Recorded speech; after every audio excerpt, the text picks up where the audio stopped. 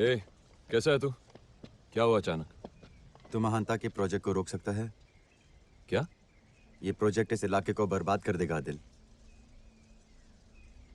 देख यार कबीर, जिन लोगों की समझ से तू ये बात कर रहा है ना, वो तू नहीं रोक चाहते सकता है कि नहीं?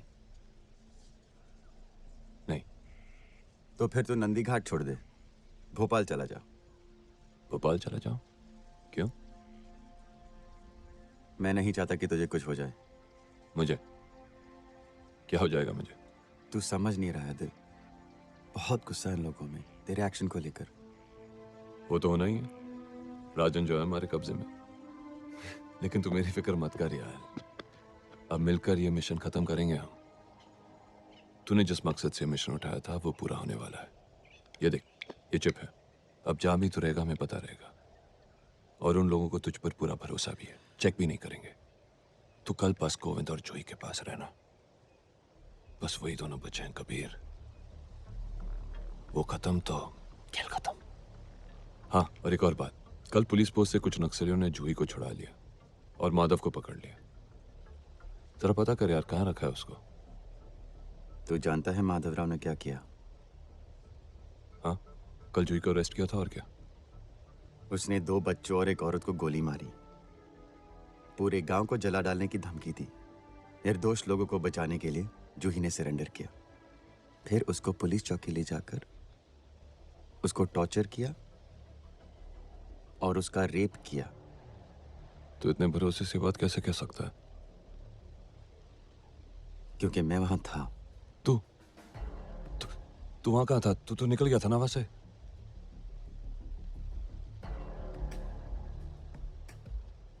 तूने सब कुछ किया, तूने पुलिस पोस्ट पर हमला किया कबीर। हाँ, मैंने ही जूही को आजादी दी, मैंने ही तेरे 5 लोगों को मारा और मैंने ही तेरी पुलिस चौकी को बम से उड़ाया। माधवराम मेरे कब्जे में है। What the hell are you talking about, Kabir? इसका अंजाम जानता है? कि, क्यों किया तूने ये सब? अरे पागल हो गया क्या? अभी रिलीज कर माधवराव को। अगर उसने ज्यादती की है, कानून सजा देगा उसे। उस पर हमारी जनताना अदालत में मुकदमा चलेगा। तुम्हारी जनताना अदालत? वाह कबीर, तो तू भी बंदूक के आतंक की जबान बोलने लगा है। बंदूक का आतंक तो कुछ नहीं आदिल। गरीब को गरीब रखना, उसकी जमीन को लूट लेना, उसके सारे अधिकारों को छीन लेना, असली आतंक तो ये है। और ये तुम्हारी सरकार कर रही है। और अब हर गरीब आदिवासी के खून में एक नया क्रोध उबल रहा है, और वो क्रोध बंदूक की नली से ही निकलेगा। बकवास बंद कर कबीर। बंदूक की नली से कभी कोई सलूशन नहीं मिलता।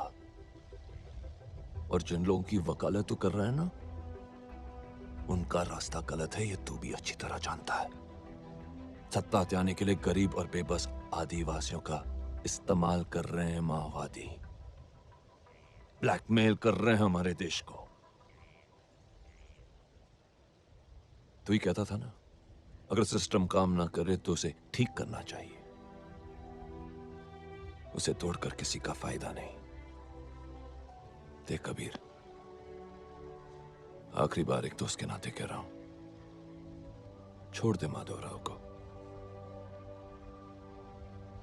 ये बात अब हमारी दोस्ती के परे हो चुकी है आदिल। तो फिर ठीक है, मैं मिशन खत्म कर रहा हूं। तू चल यहां से, तेरा काम हो चुका। नहीं, मेरा मिशन तो अब शुरू हुआ है। मैं पूरी तरह इन लोगों के साथ हूं। आज के बाद अगर किसी ने भी किसी गरीब आदिवासी को छुआ तो मैं उसका वही हाल करूंगा जो माधवराव का किया है, चाहे वो जो भी हो। आखिर तूने अपनी औकात तो दिखाई दी। सांप को दूध पिलाते वक्त पहचाना नहीं मैंने कि एक दिन मुझे ये आके डसेगा। लेकिन एक बात का ख्याल रहे, तू नमक हरामी मेरे साथ ही नहीं कर रहा है, अपने देश के साथ भी गद्दारी कर रहा है। और देशद्रोह की सजा तू अच्छी तरह जानता है। आज के बाद ये दोस्ती खत्म।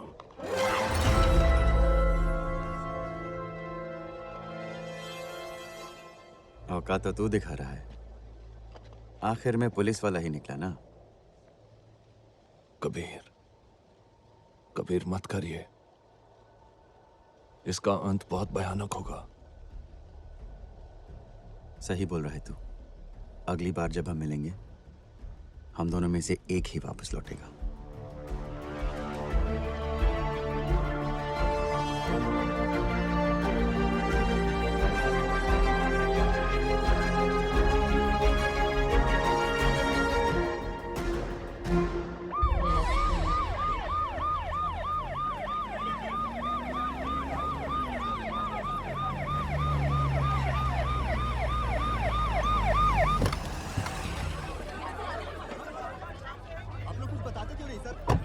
सर, ये जिम्मेदारी लेने वाला आजाद कौन है?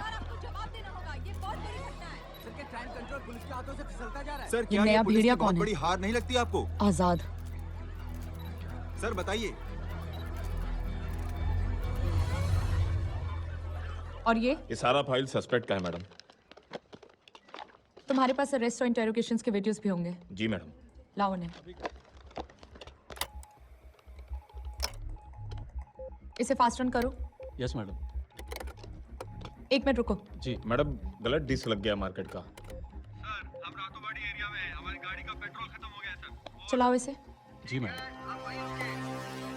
उन लोगों के जन नाट्य मंडली वाले हैं। मैडम ये भी नक्सल है, लॉकअप से भागा हुआ। सोच क्या रहे थे तुम? रिया प्लीज काम डाउन। कबीर, हम दोनों उससे बेहद प्यार करते हैं, लेकिन वो एक बेलगाम बेकाबू जंगली घोड़े की तरह है। ये तुमसे बेहतर कौन जानता है? और तुमने उसे अपना इन्फॉर्मर बना के नक्सलियों के बीच भेज दिया। What were you thinking, Adil? I don't know Riya, नहीं जानता हूं क्या सोच रहा था। इसी का आइडिया था। जानता हूं मना कर देना चाहिए था, लेकिन कैसे सोचता है कि कबीर इस कदर पलट जाएगा? आखिर सबसे अच्छा दोस्त है वो। दोस्त था आदिल, आज वो तुम्हारा सबसे बड़ा दुश्मन है, और ये तुम्हारी दुगनी ट्रेजेडी है। जीसस क्राइस्ट, एक मॉन्स्टर क्रिएट कर दिया तुमने। अब वो क्या करेगा कोई नहीं कह सकता।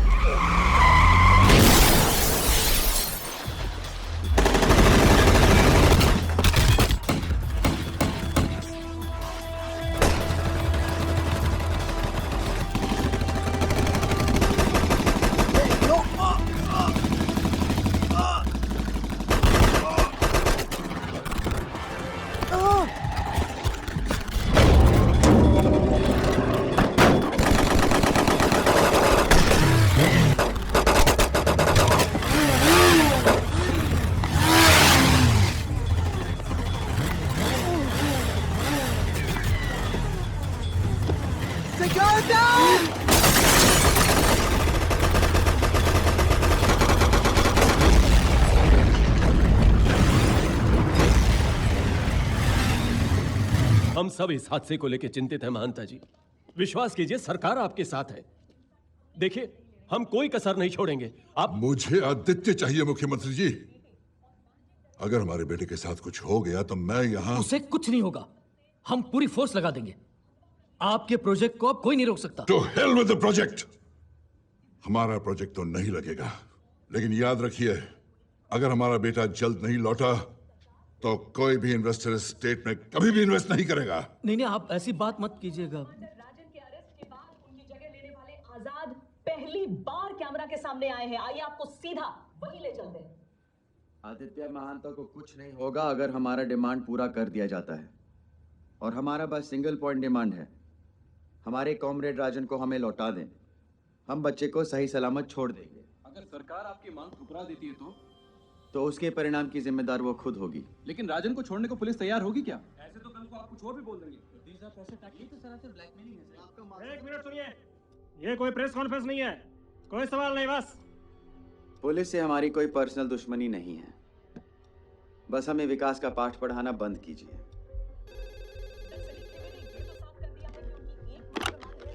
हेलो सर डीजीपी साहब है लाइन पर।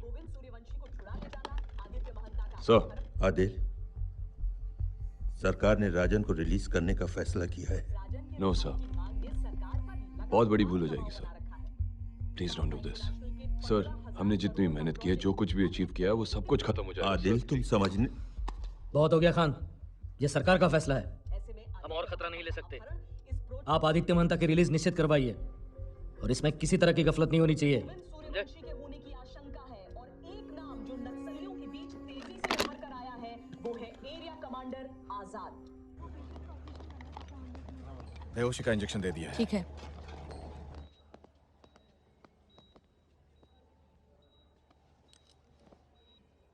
इसकी जिम्मेदारी आपकी होगी मैडम। इससे इनको इन्फेक्शन हो सकता है और जान को खतरा भी।